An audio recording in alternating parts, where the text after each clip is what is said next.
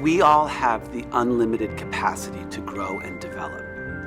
The question is, how can we support each other to do that? And what I try to do is give people the tools, the approach.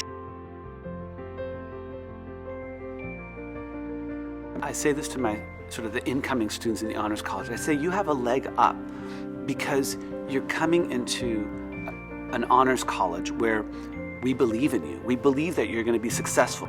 One of the great things about UNCG is that it supports service and it's possible to make a difference. I founded the center in 2015 to work with nonprofits, governmental agencies, addressing issues of housing affordability, health and housing, fair housing, and we work literally across the state. All of our projects involve elements of deep community investment and engagement. It's a methodology that I practice which can be characterized as yes-anding people. In some ways, I use that approach of relating to people ahead of themselves, that is growing. So when you're on stage, you don't negate people in a scene, you build on what they have to say. So in some ways, it's taking people seriously and creating with other people in a positive way. If you do that rigorously, if you do that in a systematic way, people tend to step up and they tend to grow. It's a matter of relating to people a little ahead of where they are in their abilities, but knowing that if you relate to them that way, they will often sort of become those things. My advice to people who want to serve UNCG is to do it because it will be personally rewarding as well as contributing to our collective goals. My advice to faculty who want to get involved in serving UNCG is to think about what passions they have that will sustain them and to find ways of integrating their research and teaching with their service.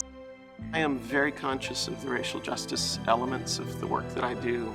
Very aware of my white privilege as a university professor.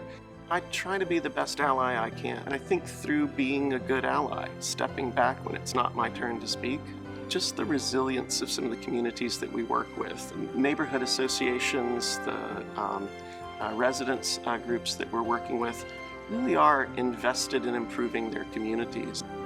The East Greensboro apartment complex that we helped get rehabbed has shown a dramatic drop, a statistically significant drop in cases of asthma.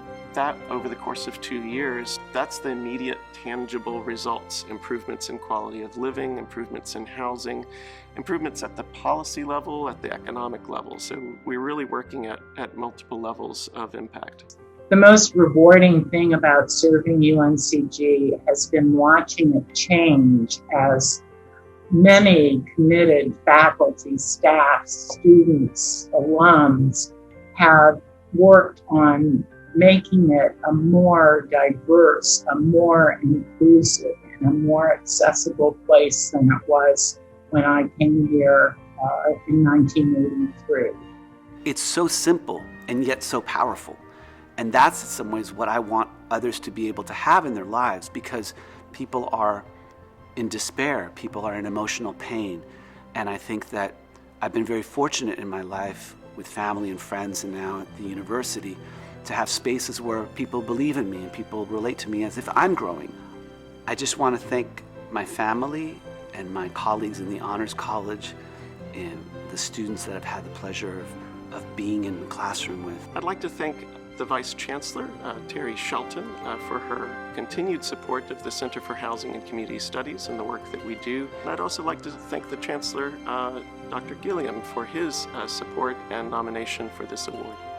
I would like to thank my family and everybody else who's contributed to all the projects that I've been involved in during my time at UNCG.